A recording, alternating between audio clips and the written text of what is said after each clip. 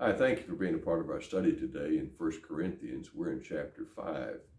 It's believed that what Paul talks about in chapter 5 and 6 are responses that Paul gave to the church based on letters that he had received them, advice that he needed to give to them.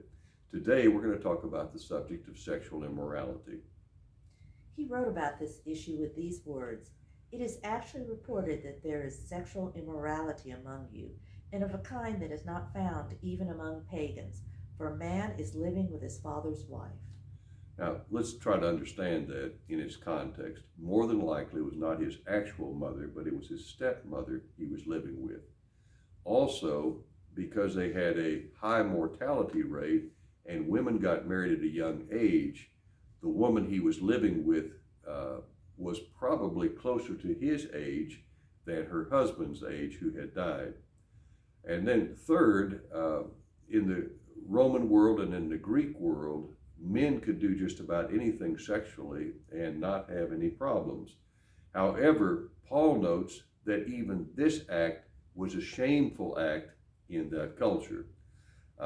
So the son of the woman had created shame, and in an earlier letter, we believe there was earlier exchanges, the church had failed to act, and Paul wanted to kind of lay the hammer down and correct them. He wrote, "And you are arrogant. Should you not rather have mourned, so that he who has done this would have been removed from among you?" More than likely, when Paul heard that report, he right then and there judged the church. But the letter that he wrote would be the judgment upon the man, and we'll read that now. The action they were to take was to hand this man over to Satan for the destruction of the flesh, so that his spirit may be saved in the day of the Lord. That's a real tricky phrase. Here's what we believe: hand him over to the realm of Satan, not to Satan himself. Think of this image. When the prodigal son left home, Luke chapter 15, the prodigal son went into the far country. He became hungry. He found himself looking, as he was feeding pigs, at the food they were eating and hoping he could eat that. He came to himself and he returned home in repentance and in contrition. Now, the prodigal son left on his own. In this case, the church was to send this man away to have the same effect in his life. He would go out there, reach rock bottom, and return in repentance to Jesus and to the church. One of the issues that we find in 1 Corinthians is the issue of arrogance and pride. The phrase Paul uses over and over again is puffed up with pride. Now, you probably know it's hard to teach anybody who is so proud of themselves that they know everything and they don't need to hear from you, or God for that matter. Well, in Corinth, pride was the ruling factor. It was an honor-based system, and people would be puffed up with pride and arrogance. I'm wearing a 100% cotton sweatshirt today, and that's how much pride had entered the society. Well, it's hard to live in a world with pride as the number one thing and not take it on yourself, which is what the Corinthians did. So Paul had something to say to them.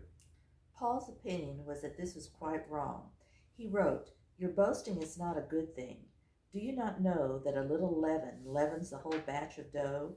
The remedy was to clean out the old leaven, so that you may be a new batch, as you really are unleavened." So Tony bakes bread. I should have her talk about this. The yeast that we use comes in a little foil packet. Yeast works like leaven, but there's a difference. Leaven is actually an old, rotten piece of dough that is introduced into the new dough to cause it to rise. So you have the picture. Something corrupt had gotten into the Corinthian church, and it had caused them to puff up with pride. In the Hebrew world, they were to clean out the old leaven from their houses before they had festivals.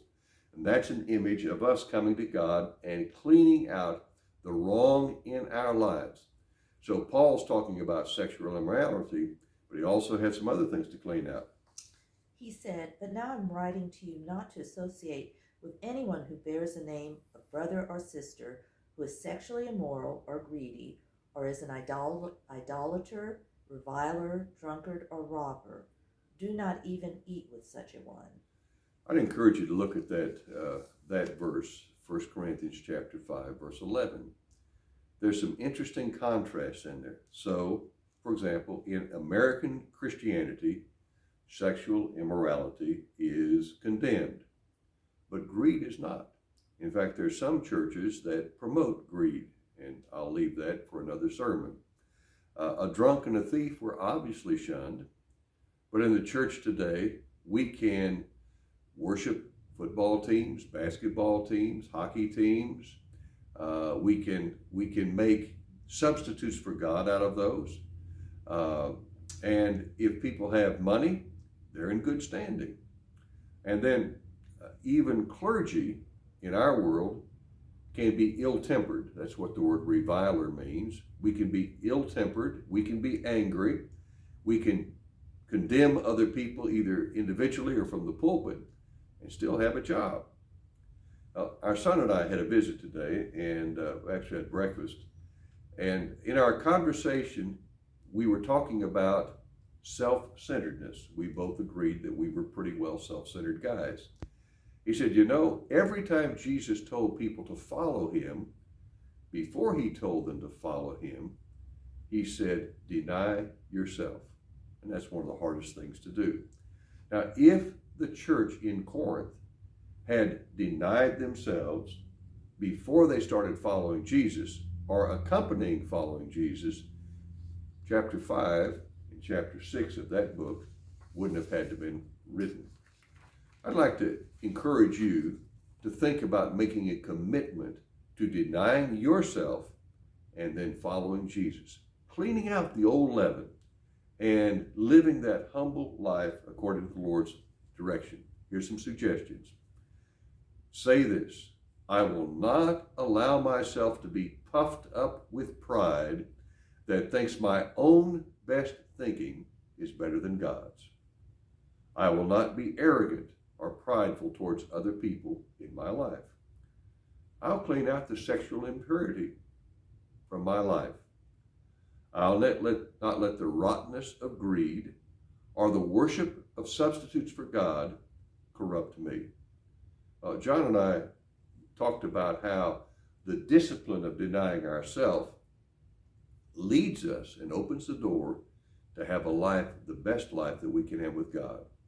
We're trying that. We would encourage you to join us.